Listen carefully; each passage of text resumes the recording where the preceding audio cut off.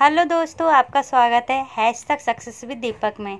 आज जो टॉपिक है उस टॉपिक का नाम है जेरल एम्ब्रायोलॉजी। सबसे पहले हम फैलोपियन ट्यूब को देखते हैं। फैलोपियन ट्यूब का दूसरा नाम यूटेराइन ट्यूब भी होता है, इसलिए कभी कंफ्यूज नहीं कीजिएगा। ठीक है, इसके 4 पार्ट होते हैं। जैसा कि ये क्या है यहाँ पर, यह है यूटेराइन ट्यूब। ठीक है, जो सबसे नीचे फिंगर जैसा प्रोजेक्शन होता है उसको फिम्ब्रियाई कहते हैं। इसका ही काम होता है ओवम को कलेक्ट करना।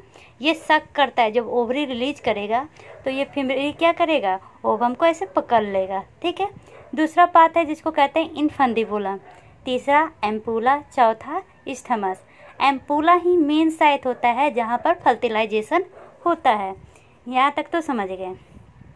अब जो हमारा oocyte और स्पर्म, जैसा कि हमें पता है oocyte किसका है, फीमेल का होता है और स्पर्म मेल का होता है। ठीक है, तो स्पर्म बनता है स्पर्मेटोजेनेसिस से और ऊ कहाँ से बनता है, तो oogenesis से। oogenesis प्रोसेस से क्या बन गया, oocyte बन गया और स्पर्मेटोजेनेसिस से स्पर्म का फॉर्मेशन हो गया। अब ये oocyte और स्पर्म कैसे जाएगा, तो जैसा कि हमें पता है ये फीमेल में क्या होता है, मेनली यूटेराइन ट्यूब होता है। तो ओवरी प्रेजेंट है, ओवरी से क्या हुआ, हमारा oocyte फिम्ब्री के द्वारा एम्पूला में चला गया। और जो स्पर्म है वो मेनली क्या होता है, इजाकुलेशन से हमारे शरीर के अंदर आता है और फिर वो क्या होता है, यूट्रस से होते हुए कहाँ चला जाएगा, एम्पूला में चला जाएगा और यहाँ पर क्या होगा, इसका फॉर्मेशन होगा। किसका, तो जायगोट का। ठीक है, जब जायगोट का फॉर्मेशन होगा तो अब इसका क्या होता है, यहाँ तक तो हमें समझ में आ गया। क्या हो गया, ये समझ में आ गया। अब मेनली जानते हैं कि ड्यूरेशन ऑफ प्रेगनेंसी कितना होता है। जो हम प्रेग्नेंट होते हैं वुमेन तो सुनते हैं कि 9 मंथ का होता है। तो 9 मंथ कितने वीक के लिए होता है, तो 40 वीक का प्रेगनेंसी होता है। और अगर एज में कंपेयर करें तो 280 दिन का। ठीक है, तो ये क्या 40 वीक ऐसे ही हो जाता है, नहीं। प्रेगनेंसी को 2 पार्ट में डिवाइड किया गया है, 0 से 8 वीक तक और 8 वीक से डिलीवरी तक। 0 क्या को कहा गया है, 0 कहा गया है जब फर्टिलाइजेशन होता है उस दिन से। तो उस दिन से लेके 8वां वीक तक कौन सा पीरियड रहेगा, एम्ब्रियोनिक पीरियड। और 8वां वीक से जब तक डिलीवरी ना हो जाए तब तक कौन सा पीरियड रहेगा, तो फीटल पीरियड रहेगा। सॉरी, यहाँ पर पीरियड लिख दिए, फीटल पीरियड रहेगा। ठीक है, एम्ब्रियोनिक पीरियड को आप जानते हैं, पहले इसको डिलीट कर देते हैं। चलिए अब एम्ब्रियोनिक पीरियड के बारे में जानते हैं। अब क्या हो गया, ये क्या है, ऐसे समझ लीजिए, फीटल, FETAL, फीटल पीरियड। ठीक है, यहाँ तक समझ गए। अब एम्ब्रियोनिक पीरियड के बारे में जानते हैं। एम्ब्रियोनिक पीरियड भी 2 वीक, जैसा कि हमें पता है कितना होता है, 0 से लेके 8 वीक तक एम्ब्रियोनिक पीरियड होता है। तो इसको भी 2 पार्ट में डिवाइड किया है, 0 से लेके 3 वीक। ठीक है, 0 क्या है, जब फर्टिलाइजेशन होता है तब का। तो 0 से लेके 3 वीक तक क्या होता है, जर्मिनल पीरियड। और 3 वीक से लेके 8 वीक तक क्या होता है, एम्ब्रियोनिक पीरियड। अब ये जर्मिनल पीरियड क्या है, तो जर्मिनल पीरियड मेनली इसमें क्या होता है, 3 जर्म लेयर जो होते हैं, एक्टोडर्म, मेसोडर्म और इंडोडर्म, इसका फॉर्मेशन होता है। ठीक है, और जो एम्ब्रियोनिक पीरियड होता है उसमें क्या होता है, एम्ब्रायो का डेवलपमेंट होता है। ठीक है, अब तो हम समझ गए कि क्या क्या होता है। अब पहले वीक में आते हैं, तो जैसा कि हमें पता है पहले फर्स्ट वीक में क्या क्या होता है ये देखते हैं। तो मेनली फर्स्ट वीक में 4 काम होता है। पहला क्या, क्लीवेज, जैसा कि यहाँ पे दिया हुआ है। दूसरा मोरूला, तीसरा ब्लास्टोसिस्ट, चौथा इम्प्लांटेशन। ठीक है, तो अब इसके बारे में आगे पढ़ते हैं। सबसे पहले क्या, क्लीवेज। जैसा कि हमें पता है कि जब फर्टिलाइजेशन होता है उस समय जाइगोट का साइज क्या होता है, बड़ा होता है। क्यों, क्योंकि उसमें जो सेल होते हैं वे स्पेसिफाई नहीं होते, बस आके जुड़ जाते हैं। ठीक है, तो ये याद जरूर रखिएगा, जब दोनों का क्या होता है, फर्टिलाइजेशन होता है तो उसके ऊपर एक कवरिंग रहती है, उसको कहते हैं जोना पेलुसुदा। अब ये जोना पेलुसुदा क्यों रहता है, जैसा कि हमें पता है कहाँ पर हो रहा है फर्टिलाइजेशन, एम्पूला में। ठीक है, तो अब ये जोना पेलुसुदा क्या करता है, ये हेल्प करता है कि कहीं पर भी इम्प्लांटेशन नहीं हो जाए। जब ये हमारा जो एग है, एम्ब्रायो है, वो जब यूट्रस में आ जाएगा तब एक एंजाइम होता है ट्राइप्सिन, वो क्या करेगा, जोना पेलुसुदा को हटा देगा, डिसअपीयर या डिजनरेट कर देगा। उसके बाद ही क्या होता है, हमारा जो जायगोट या एम्ब्रायो जो कह सकते हैं वो जाके इम्प्लांट होता है। तो जोना पेलुसुदा का मेन काम क्या है? तो इसका मेन काम है ये फर्टिलाइजेशन से इम्प्लांटेशन से बचाता है। जो अभी मैंने पढ़ाया वही यहाँ पे लिखा हुआ है, क्लीवेज। पहला क्या था? क्लीवेज। जैसा कि हमें पता है फर्टिलाइजेशन के बाद क्या होता है? जाइगोट का फॉर्मेशन होता है। जाइगोट में क्या होता है? स्पर्म और ओवा दोनों होता है, ठीक है। तो वो मेनली जाइगोट को दूसरा नाम क्या कहते हैं? तो फर्टिलाइज ओवम भी कह सकते हैं। ये जब स्टार्टिंग फर्टिलाइजेशन होता है तो ये इसका शेप क्या होता है? बड़ा होता है। तो क्लीवेज में क्या होता है? माइटोटिक डिवीजन स्टार्ट होता है, ठीक है। डिवीजन होता है, सेल क्या होते हैं? धीरे धीरे छोटा होने लगते हैं, ठीक है। तो सबसे पहले जब ये क्लीवेज होता है तो कैसे होता है? पहले 2 सेल का बनता है, फिर 4 सेल का बनता है, फिर 16 सेल का बनता है, फिर 32 सेल का बनता है। ऐसे वो क्या छोटे छोटे भाग में टूट कर वो क्या होता है? उसका साइज छोटा होने लगता है, ठीक है। तो क्लीवेज में मेनली क्या याद रखना है कि माइटोटिक डिवीजन होता है। यहाँ तक समझ गए? अब आते हैं सेकेंड, मोरूला, ठीक है। जब क्लीवेज में जब 12 से 16 सेल पहुंच जाएगा, कितना? 12 से 16 सेल, तब सेल के अंदर क्या होता है? तब सेल में क्या होता है? एक स्फेयर बनता है, ठीक है। उस स्फेयर में जो ऑतर होता है वो तो जोना पेलुसुदा होता है। अभी तक क्या हुआ है? इम्प्लांटेशन नहीं हुआ, याद रखिएगा। अभी क्या हो रहा है? अभी मोरूला का फॉर्मेशन हो रहा है, ठीक है। तो क्या हुआ कि जब 12 से 16 सेल हो गया तब क्या हो गया? उसके चारों तरफ अभी भी क्या है? जोना पेलुसुदा है। उसके अंदर में क्या बनेगा? सेल अपना एक ऑतर कवरिंग बनाएगा, ठीक है। ये ऑतर कवरिंग बन गया। ये जो ऑतर कवरिंग ये सेल बना है, ये कितने सेल है? 12 से 16 सेल है, ठीक है। और इन सेल के बीच में टाइट जंक्शन होता है, मतलब कहीं पर भी थोड़ा सा भी गैप नहीं होता है, ठीक है। यहाँ तक तो समझ गए। अब ये जोना पेलुसुदा का क्या काम है ये भी समझ गए। जो बाहर में सेल है, ठीक है, जो टाइट जंक्शन बनाता है, उसको क्या कहते हैं? ट्रोपोब्लास्ट कहते हैं, या सॉरी तो ट्रोपोब्लास्ट तो बाद में कहेंगे, उसको कहते हैं आउटर सेल। और जो अंदर में सेल होता है लूजली, उसको कहते हैं इनर सेल, ठीक है। 2 समझ गए। यहाँ तक समझने में कोई प्रॉब्लम? देखिए फिगर में समझ जाइएगा। ये ऊपर जो बनाया है इसको कहेंगे आउटर सेल, और जो अंदर में है उसको क्या कहेंगे? इनर सेल कहेंगे। तो इस जो 12 से 16 सेल का बना है और इसका जो फॉर्मेशन किया है इसको कहते हैं मोरूला, ठीक है। और ये जो सेल ऐसे ऐसे बनता है, ये किस प्रोसेस से बनता है? ये एक प्रोसेस से बनता है जिसका नाम है कॉम्पैक्शन। क्या? Compaction, COMPACTION। कॉम्पैक्शन प्रोसेस से क्या बनता है? आउटर सेल मास और इनर सेल मास का फॉर्मेशन होता है, ठीक है। अब आगे ब्लास्टोसिस्ट में। ब्लास्टोसिस्ट में जैसे कि अब क्या हो गया? ये फॉर्मेशन हो गया मोरूला का। अब मोरूला कहाँ चला गया? यूट्रस में चला गया, ठीक है।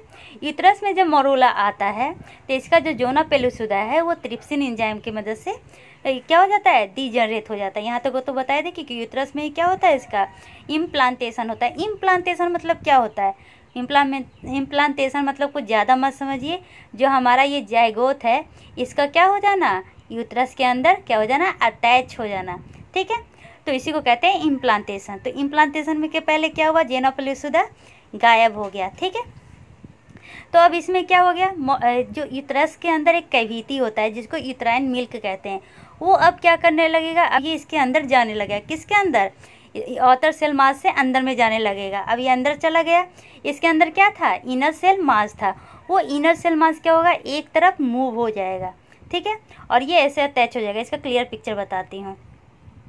जैसे ये क्या है? हमारा आउटर सेल मास है। यहाँ पर आके क्या हो जाएगा? इनर सेल मास आ जाएगा। और यहाँ पर पूरा में क्या हो जाएगा? कैविटी रह जाएगा, मतलब यूट्राइन मिल्क हो जाएगा, ठीक है। ये यूट्राइन मिल्क कहाँ से आया? यूट्रस कैविटी से आया। इसी को कहते हैं ब्लास्टोसीली।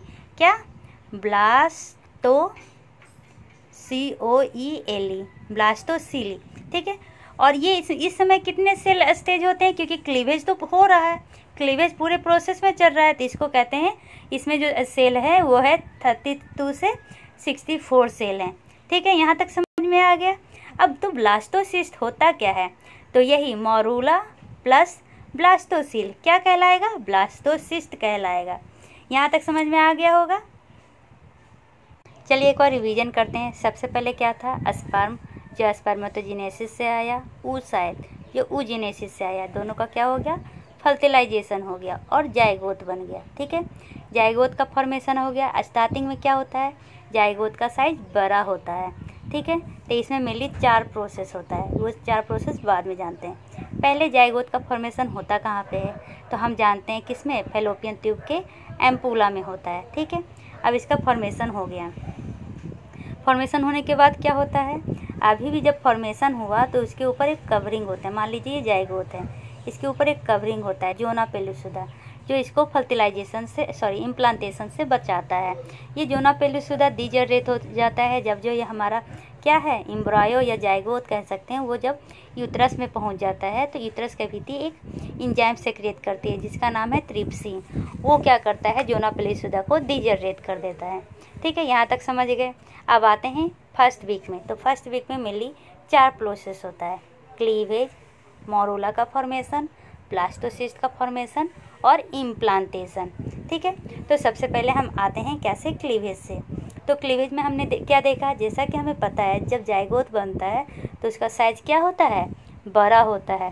तो इसमें क्या होता है, माइटोटिक सेल डिवीजन स्टार्ट होता है और 2 सेल, 4 सेल, 8 सेल, 16 सेल ऐसे फॉर्मेशन होता है। तो जब 12 to 16 सेल पहुंचता है तब क्या होता है ये बताती हूँ। जब 12 से 16 सेल पहुंचता है तब सेल क्या करता है, अपने आप को एक सर्कल में क्या करता है, बनाने लगता है। ये सर्कल क्या होता है, बहुत टाइट जंक्शन होता है, कोई भी बीच में स्पेस नहीं होता है। ठीक है, और उसके अंदर में क्या होता है, लूज होते हैं, लूज सेल होते हैं। तो जो ऊपर वाला जो टाइट सेल होता है उसको कहा जाता है आउटर सेल, और जो नीचे जो लूज सेल होते हैं उसको कहते हैं इनर मास सेल। यहाँ तक समझ गए। अब क्या होता है यहाँ, ये तो मोरूला का फॉर्मेशन हो गया, इसी को मोरूला कहते हैं, 12 से 16 सेल स्टेज को। ठीक है, मोरूला का फॉर्मेशन हो गया। मोरूला कहाँ आ गया, अब मोरूला आ गया यूट्रस में।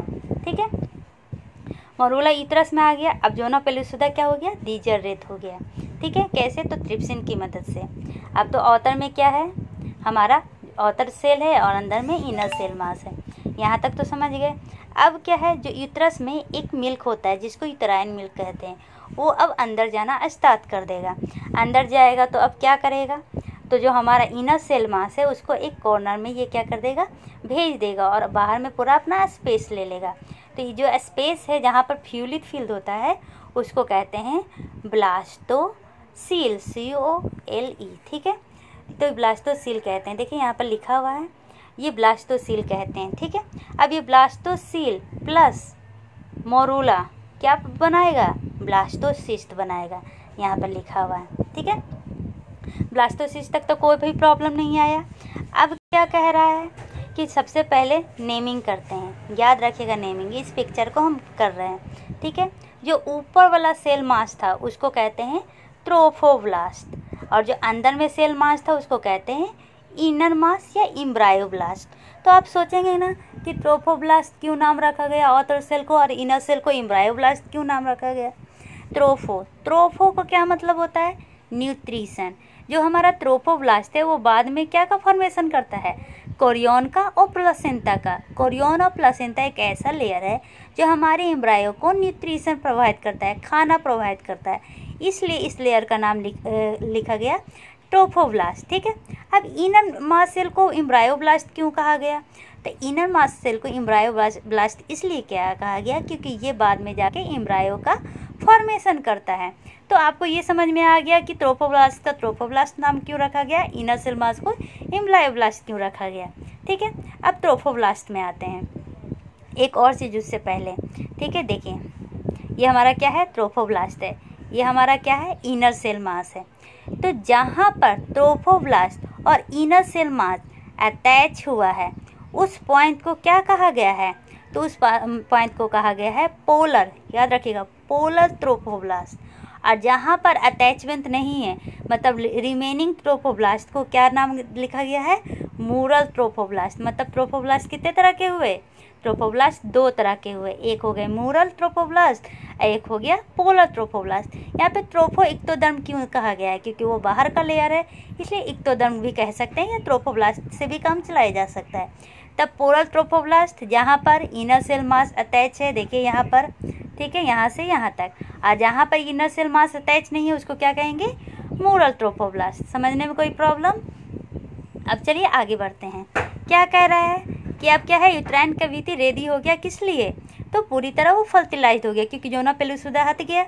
अब उसमें क्या क्या चेंजेज आती है जब वो इम्प्लांटेशन करता है। तो इम्प्लांटेशन करता है तो उससे पहले हम क्या जानेंगे, यूट्राइन वॉल के बारे में जान लेंगे। ठीक है, जैसा कि हमें पता है कि यूट्राइन वॉल में कितने लेयर होते हैं, 3 लेयर होते हैं।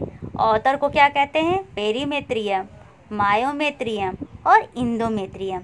तो सबसे पहले किससे अटैच होगा, तो ये अंदर है। ठीक है, तो सबसे पहले जो हमारा क्या है, एम्ब्रायो है या जाइगोट है, वो किससे अटैच होगा, तो इंडोमेट्रियम से अटैच होगा। ठीक है, तो इंडोमेट्रियम में भी 3 लेयर होते हैं। कौन कौन सा, तो स्टार्टम कॉम्पैक्टम, स्टार्टम स्पॉन्जियोसम और स्टार्टम बेसिलारिस। ठीक है, तो ऐसे समझिए ये 3 लेयर है किसका, इंडोमेट्रियम का। कौन कौन सा, कॉम्पैक्टम, स्पॉन्जियोसम और बेसिलारिस। तो सबसे पहले अटैच कहाँ पर होगा, तो सबसे पहले अटैच होगा ऊपर वाला लेयर में। ठीक है, तो जो पार्ट अटैच होगा उसका भी एक नाम है और जो पार्ट अटैच नहीं है उसका भी एक नाम है। जैसा कि मैंने क्या बताया, 3 लेयर होता है। 3 लेयर कौन का, मेरी, मेजो और इंडो का भी 3 लेयर होता था, कॉम्पैक्टम, स्पॉन्जियोसम और बेसिलारिस। ठीक है, सबसे पहले एम्ब्रायो क्या करेगा, हमारा कॉम्पैक्टम में आके अटैच होगा। तो जो अटैच होगा उस पार्ट को क्या कहेंगे, एम्ब्रियोनिक पोल, और जो पार्ट अटैच नहीं रहेगा उसको क्या कहेंगे, एब एम्ब्रियोनिक पोल। याद रखिएगा, जो अटैच हो रहा है उसको क्या कह रहे हैं, एम्ब्रियोनिक पोल, और जो अटैच नहीं हुआ है उसको कहेंगे एब एम्ब्रियोनिक पोल। ठीक है, तो ये कहाँ तक जाता है, तो ये स्पॉन्जियोसम तक इन्वेद होगा, लेकिन कभी भी बेसिलारिस में नहीं जाएगा। ये याद रखिएगा, जो हमारा क्या है, एम्ब्रायो है, वो कहाँ तक इम्प्लांट होगा, तो सिर्फ स्पॉन्जियोसम तक हो सकता है, बेसिलारिस तक नहीं होगा। ठीक है, तो अब ये क्या इन्वेद हो गया, इसी प्रोसेस को कहते हैं इम्प्लांटेशन, जो अबाउट 2 से 3 दिन तक लगाता है। तो ये last week, ending of the week में होता है, मतलब अबाउट 7 डेज में ये होता है। ठीक है, अब इसी में एक चीज़ जानते हैं क्या, कि ये जो इम्प्लांटेशन होता है वो कहाँ पे होता है। तो जैसे कि हमारा क्या है, यूट्रस है। ठीक है, यूट्रस में 2 सेगमेंट पे पार्ट दीजिए, ऊपर वाले को क्या कहते हैं, अपर सेगमेंट, और नीचे वाले को लोअर सेगमेंट। अगर ये इम्प्लांटेशन अपर सेगमेंट में कहीं पर भी हुआ तो ये नॉर्मल कहलाएगा, लेकिन अगर ये लोअर सेगमेंट में हुआ या कहीं और हुआ तो इसको कहेंगे एबनॉर्मल इम्प्लांटेशन, जिसको हम इक्टोपिक प्रेगनेंसी भी कह सकते हैं। चलिए एक बार और बताते हैं क्योंकि ये बहुत इंपॉर्टेंट है। जैसे कि क्या है, ये हमारा यूट्रस है, इसको 2 पार्ट में डिवाइड किया गया, अपर सेगमेंट और लोअर सेगमेंट। अगर इम्प्लांटेशन तो आपको समझ में आ गया क्या होता है। ठीक है, वो अपर सेगमेंट में हुआ तो वो हो जाएगा नॉर्मल, लेकिन अगर लोअर सेगमेंट या कहीं और हुआ जैसे फेलोपियन ट्यूबिसम तो उसको कहेंगे एबनॉर्मल इम्प्लांटेशन। ठीक है, एबनॉर्मल इम्प्लांटेशन को इक्टोपिक प्रेगनेंसी भी कहा जाता है। यहाँ तक समझने में कोई प्रॉब्लम नहीं है। अब इक्टोपिक प्रेगनेंसी भी 2 तरह का होता है, इंट्रायूटेराइन और एक्स्ट्रा यूटेराइन। अब इंट्रायूटेराइन कहने का क्या मतलब है, कि अगर लोअर सेगमेंट में हुआ तो मतलब कि यूटेराइन के अंदर हुआ, इसलिए इसको कहेंगे इंट्रायूटेराइन एक्टोपिक प्रेगनेंसी। लेकिन अगर कहीं फेलोपियन ट्यूब में हुआ, एब्डोमिनल सेगमेंट में हुआ तो उसको कहेंगे एक्स्ट्रा यूटेराइन एक्टोपिक प्रेगनेंसी। ये भी समझ में आ गया। अब आते हैं, अगर जब इंट्रायूटेराइन एक्टोपिक प्रेगनेंसी होगा तो उसको क्या कहेंगे, उसका दूसरा नाम आता है प्लासेंटा प्रीविया। क्या, प्लासेंटा प्रीविया। इसको भी 4 ग्रेड में बांटा गया है। अब 4 ग्रेड में कैसे, तो देखिए इसको पिक्चर से समझाती हूँ पहले इजी वे में। क्या है, ये मान लीजिए हमारा यूट्रस है। ठीक है, ये है लोअर सेगमेंट। तो वो सा जो लोअर सेगमेंट में क्या है, ये हुआ है, लेकिन वो क्या है, इंटरनल ओएस। ये क्या है, इंटरनल ओएस है, ये एक्सटर्नल ओएस है। तो इंटरनल ओएस से बहुत दूर है तो उसको कहेंगे क्या, ग्रेड 1। ग्रेड 2 क्या कहेंगे, वो मतलब कि बहुत माने थोड़ा ही दूर है किससे, इंटरनल ओएस से, तो उसको कहेंगे ग्रेड 2। ग्रेड 3 क्या होगा, मतलब वो क्या हो गया, लगभग हाफ इंटरनल ओएस को क्या हो कर लिया है, वो अटैच, मतलब जो हमारा ये इम्प्लांटेशन हुआ वो इस तरह से हुआ, पूरे तरह वो इंटरनल ओएस को कवर नहीं किया है, तो ये हो जाएगा ग्रेड 3। लेकिन जब ग्रेड 4 में आएंगे तो वो क्या हो जाएगा, हमारा इंटरनल ओएस को तो पूरी तरह से कवर कर लेगा तो इसको कहेंगे ग्रेड 4। तो यही होता है ये क्या प्लासेंटा प्रेविया में इंट्रायूटेराइन एक्टोपिक प्रेगनेंसी। ठीक है, ये 4 तरह का होता है, grade 1, grade 2, grade 3, grade 4। Grade 1 में क्या होता है, प्लासेंटा एज कहाँ पे होता है, लोअर यूटेराइन सेगमेंट में होता है, लेकिन वो इंटरनल ओएज तक नहीं पहुंच पाता है। और जो ग्रेड 1 है उसको लो इम्प्लांटेशन भी कहते हैं। ग्रेड 2 क्या होता है, रीच कर जाता है इंटरनल ओएज तक, लेकिन उसको कवर नहीं करता है, किसको, इंटरनल ओएज को। ग्रेड 3 में क्या होता है, वो हाफ कवर करता है इंटरनल ओएज को, पार्शियल। ग्रेड 4 में क्या होता है, वो पूरी तरह कवर कर लेता है। आशा है आपको ये वीडियो समझ में आया होगा। अगर समझ में आया तो लाइक और सब्सक्राइब करना ना भूलें। Bye bye, take care, see you.